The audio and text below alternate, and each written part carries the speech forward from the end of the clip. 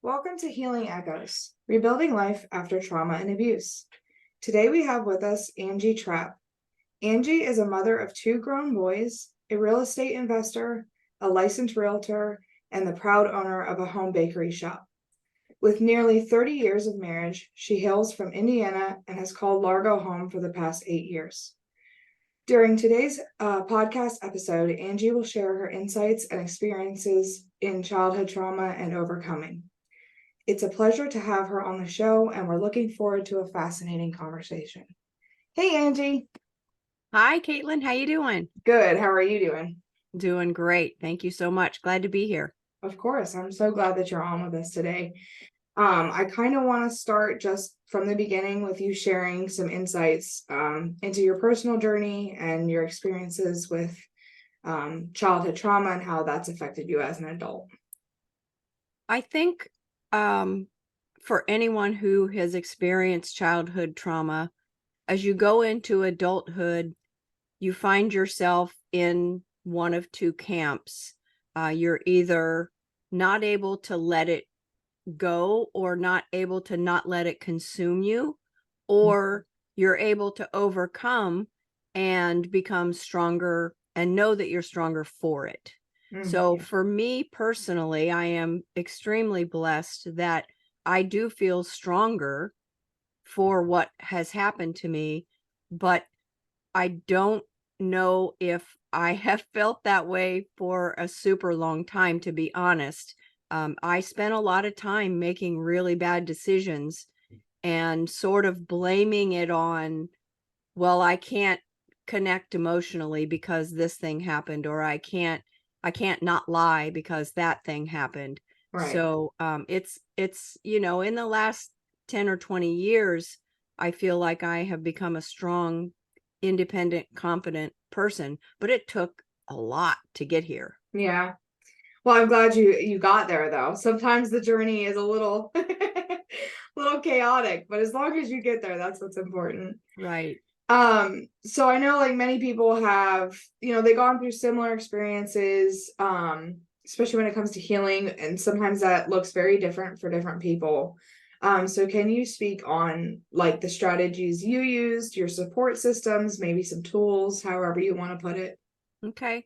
I spent a lot of time in counseling, and it took me until I was maybe in my 30s for me to understand that it's okay to ask for help. So counseling has played a really big role in me getting my stuff together, if you will. I went through, depression and anger and so many things that I took out on other people. And one day when I tried to commit suicide and failed, I realized that I have to make a change, permanent change. Yeah. And so counseling was the beginning of that for me. And it's been a great tool throughout the years, on and off. You're never finished. Yeah. Sometimes you Being have the to take best it with you. you. Yeah. Yeah, absolutely. Yeah, I think therapy plays a huge role. I know I'd started my healing journey without any therapy. And when I finally started it, it was a huge turning point for sure. For sure. Definitely.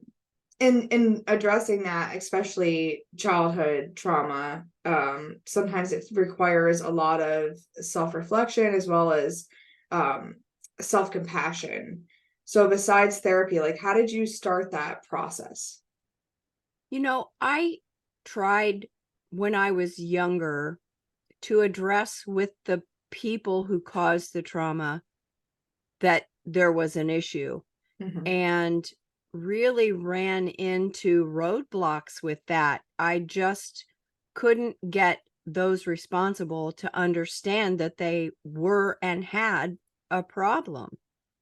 So for me, I had to make that attempt for myself and then cut the ties, because Right. that was the only way the frustration wasn't eating me. It was just really nibbling at me that they couldn't understand and wouldn't admit the bad things that they had done to a child beginning at age 5. Yeah. And I just cut ties with, unfortunately, the family members who were involved, which caused a ripple effect to more family members. But for me, Yeah. my heart and my life are healthy without those people in it. And that was the Yeah. only way it could happen for me. And that, for a lot of people, is a really, really big deal. Hmm. Yeah, that going no contact is really difficult. I know I went no contact with my father years ago. But I just recently did it with my mother, and it is really difficult. There's days where it's like, oof, like it still kind of hits you. But I think, like you said, when you don't get that admittance or even an apology, even if they're like, I don't see it the same as you, but if it did hurt you, I'm sorry, not getting that at all, I feel like you almost have to go no contact. I I have could not agree more. I haven't met very many people that don't get that and can maintain a relationship and heal. Yeah, Yeah. you can either or. You can maintain the relationship if you need to, Yeah. but you're not gonna I don't think personally Right. you can heal. I just don't think you can. Yeah. So for people in that situation, besides not going or going no contact, what kind of advice would you give them? First of all, the thing that has been told to me so many times, and I called BS on it a lot of times, but you're not to blame. Mm, So, it's hard to understand that you are not to blame, yeah. because that's our nature, to take the blame, especially as females. We take the blame on Yeah. ourselves. But so I would encourage people, you're definitely not to blame. And if you can't cut those people out of your life and you need to try to navigate with them in your life, just know you're okay. Right. And they can't make you not okay anymore because you're aware of Mm, how okay you can be. right. You're moving past that Yeah. victimhood into survivor, and that's awesome. Were there any specific moments or like turning points? I know you had mentioned an attempted suicide. But besides that or that, if you want to expand on that, were there any of those that kind of really pushed you towards your path of healing?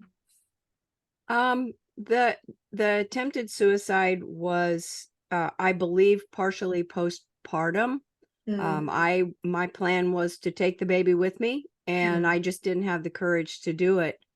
But other turning points for me was I turned to alcohol for a long time and made a lot of really, really stupid decisions. And I don't use the word stupid loosely, but for my life, mhm, they have had repercussions through the years. right, Um, so there have been times when, you're at the bottom and you don't have anything. You go through maybe not having a place to live, or no money at all because of bad choices that you've made. And there have been a handful of times in my life where I'm like, well, I'm going to have to get back into the counseling and get it together. right, And having a feeling of hopelessness, as terrible as that sounds, mhm, those have been the times that I have found myself digging my heels in and saying, I am going to be better. I'm going to fix right, this, and I'm going to fix me. yeah. Kind of that, not rock bottom, so to speak, but like that absolute feeling is like Yeah. pushed you, like, okay, something's got to give, something's got to change. Yeah. For sure. I think the postpartum especially is, I know I've done an interview on it already and have one planned for the future. It's just not talked about a lot. And No. especially for people who already have triggers such as trauma or especially childhood trauma, Yeah. don't think it gets talked about enough at all. And there's just not enough warning signs. There's not enough people checking on us to make sure those things don't happen. Exactly. I know it happened with both of my children and nobody was paying attention.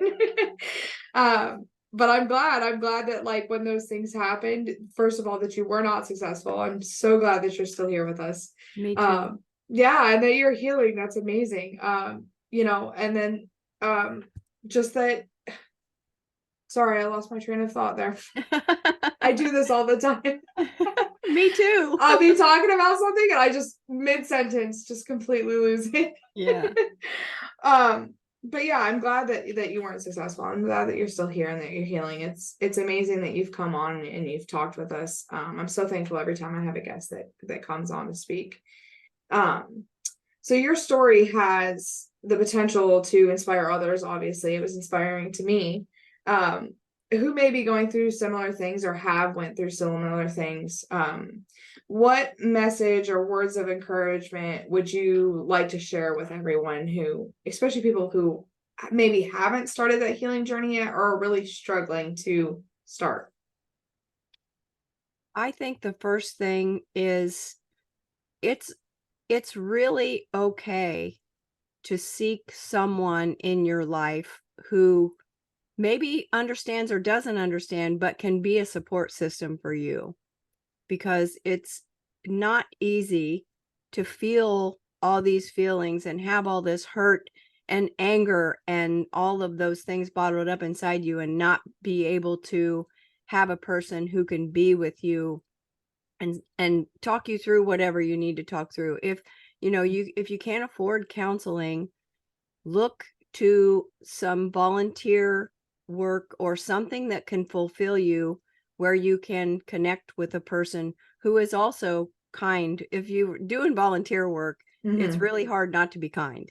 Yeah. So, that's a thing that I do a lot, Mm-hmm. and it feels great to be doing for others when you have spent so much of your time feeling like no one cares about you. Yeah. So seeking ways to connect with other people is really important, and giving of yourself, which seems really counterintuitive because you probably feel like you don't have anything left to give Yeah. because everything has been taken from you and taken and taken. But if you can give to others, it really can sort of shift your mindset to a place of, I'm not going to focus on my anger or my hate or my Mhm. whatever I'm feeling. I'm going to focus on someone else's needs. And it's so liberating Yeah. to do It that. is. So, do for others, find someone to talk to. If you can't afford counseling, seek out podcasts, books, things Mhm. that can be encouraging to you and gain knowledge for you so that you can find your way. It's hard to find your way in these situations. It definitely is. I love that you talked about volunteer work. I love volunteering. I've started volunteering when I was a child. And it definitely helped while I was going through things, but even as an adult, healing from them. Like you said, it distracts you first of all from how you're feeling or the lack of, but it's Yes. also so fulfilling that it actually brings in goodness. So if you Yeah. feel like you have nothing left to give, it fills your cup back up. It does. It's so counterintuitive, but it is so true. Yeah. I don't think a lot of people talk about that at all, actually. There's like the outreach of like, what do I need? But I don't think so far since I've started the podcast, anyone has suggested like go volunteer. It'll help. So I love that. Definitely. I'm just so appreciative that you've come on and you've shared with us. Thank you. I appreciate you having me, and I love what you're doing for others. It really is just amazing work you're doing. Thank you. I appreciate that.